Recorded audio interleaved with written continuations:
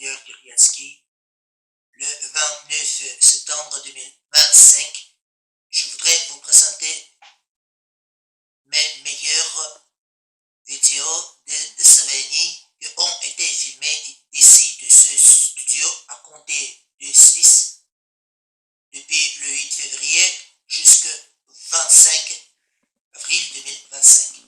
Le long OVRI fait rappeler notre insecte. Il obscurit la moitié du plateau éclairé. Il est suivi de quelques mécanismes qui dessinent par ses ombres nos yeux et notre bouche. Depuis 3 minutes 24 secondes, le visage d'une sagesse télépathique extraterrestre doute de nos hommes. Il a connu ses difficultés de l'existence physique durant ces millénaires. Cette personnalité unie son groupe des individus extraterrestres par leur seul organisme. Tout son corps et son cerveau d'unique super raisonnable sont égaux par leur masse. Sous son énorme tête s'illustrent 3 images de notre renaissance humaine. Elles sont le clown Harlequin, le peintre avec la barbe et le poète du XVe siècle. Je suppose que sa conscience macro a aidé les gens à créer nos meilleures œuvres humaines. Par plusieurs programmes d'ordinateur, vous pouviez déterminer sur quelle seconde de ma vidéo suivante j'ai capturé ces mêmes photographies de ce patron extraterrestre. Leur conscience crée la macro-intelligence de leur civilisation. Ils décident de quelle façon il est possible de modifier nos cerveaux pour augmenter la vitesse et le volume de nos pensées afin de fournir leurs avatars de leur corps pour sa gravitation plus lourde, afin de figurer télépathiquement sans nos mots, mais par leur flou de 5 directions différentes en même temps. Or, nos relations sans mal et sans bien, sans droit et sans faute. Alexander Kiriatsky, le 6 mars 2025.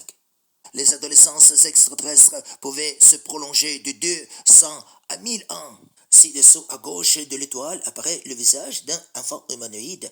Il a ses énormes yeux sombres. Sur toutes mes photos de celui, son visage a 15 expressions différentes totalement. Ses yeux écartés sont pleins de l'enthousiasme. À sa surprise, presque comme un enfant humain de 10 ans. Durant l'un des instants dans l'œil gauche de cet enfant, il est bien vu son jouet infantile. Ce dernier rappelle notre ours de gomme. Durant l'autre bref moment, l'œil de ce même enfant reflète notre batte de golf. Ces 2 images extraterrestres montent dessus. Je figurais que l'autre civilisation éthique ces enfants autrement, non comme nos hommes primitifs de relations développent nos filles et nos fils.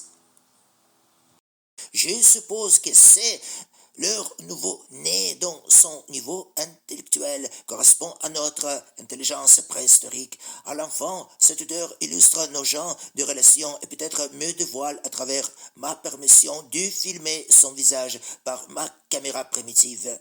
Pour les V1I, c'est le grand don extraterrestre à moi, à l'homme simple, car l'élite humaine m'a inscrit sur la liste noire de ses esclaves. Dans la combinaison spatiale est habillé un animal extraterrestre qui nous fait rappeler notre grande rate.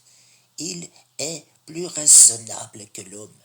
Dans quelques secondes, sa structure biologique de rongeur se modifie et cet animal intelligible devient la femme humanoïde alors que ses lunettes biologiques regardent à droite de la plasme.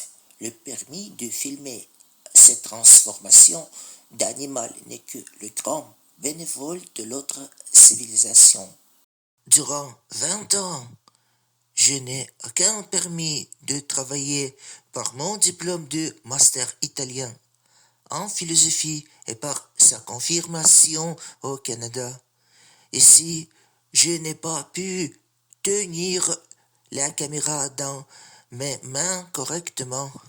Le plus grand bateau extraterrestre n'est pas entré dans mon cadre. Je ne suis ni meilleur ni pire. Je suis humanoïde contemporain. J'ai perdu ma mémoire durant. Alors, par la mathématique, j'aurais calculé quelles cellules de notre cerveau nous cassent et quelles transforment notre humanité en humanoïde de relations qui dépendent des flux de particules. À travers cette place ménage l'autre humanoïde super raisonnable qui n'a aucun cheveu sur sa tête comme toutes leurs créatures antérieures. Cet humanoïde est assis sur quelque objet ovale. Ses énormes lunettes biologiques attirent son attention à droite. Son cerveau est plus grand que celui de leur enfant, mais son cerveau est bien plus petit que celui de leur patron qui nous permet de créer nos images artistiques télépathiquement. Cette énergie sombre est conditionnelle. Celle-ci détruit l'univers matériel. Ces vitesses temporelles sont différentes. Leurs oscillations rythmiques s'opposent dans tous les points. L'ombre de quelques autres vaisseaux extraterrestres bien plus énorme passe au-dessus de l'étoile conditionnelle. Après son passage, son ombre est disparue dans l'obscurité. Aujourd'hui, le 1er mars 2025, à 18h50, je n'ai pas pu filmer cet appareil sombre rond avec un point de lumière sur son boîtier en bas le 27 février 2025.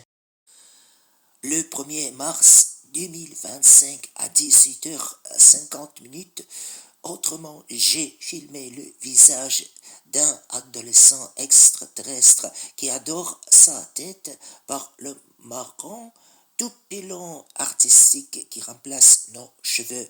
Il joue par sa mimique sous son noir appareil. Ce mécanisme a l'un blanc point mobile en haute, alors que ce même adolescent fait ce culbute à l'intérieur de leur plasme. Par mon essence du raisonnable primitif de nos relations, je voudrais laisser sans évaluation plus positive de moi-même à travers mes meilleures prières à Dieu pour toute l'existence supérieure de cet adolescent extraterrestre à l'intérieur de tous nos temps. Maintenant, ce bateau cosmique est accepté parfaitement à travers ma caméra. Ces êtres extraterrestres vivent pendant 10 000 ans après nos morts. Nos milliards d'âmes n'ont aucune chance de réincarner par soi-même parmi les individus de cette même civilisation qui est plus intelligente et bien plus développée que nous. Je filme un plateau scintillant. Sur celui monte une créature avec les yeux. Celle-ci ramasse quelque énergie où il répare ses mécanismes sur cette étoile conditionnelle qui scintille. À gauche, l'habitant extraterrestre fait plusieurs mouvements. Il a deux énormes yeux sur sa tête. Ceux-ci ne sont pas ses lunettes biologiques, ce sont les parties de ses yeux qui se trouvent au-dessus de ses pupilles.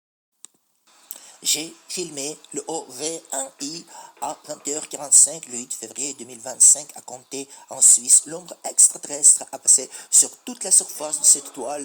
La première fois, de 4 à 13 secondes, l'ISS ne quitte jamais son orbite. Celle-ci ne revient pas depuis la 23e seconde. La deuxième ombre rappelait une torpille avec ses ailes derrière.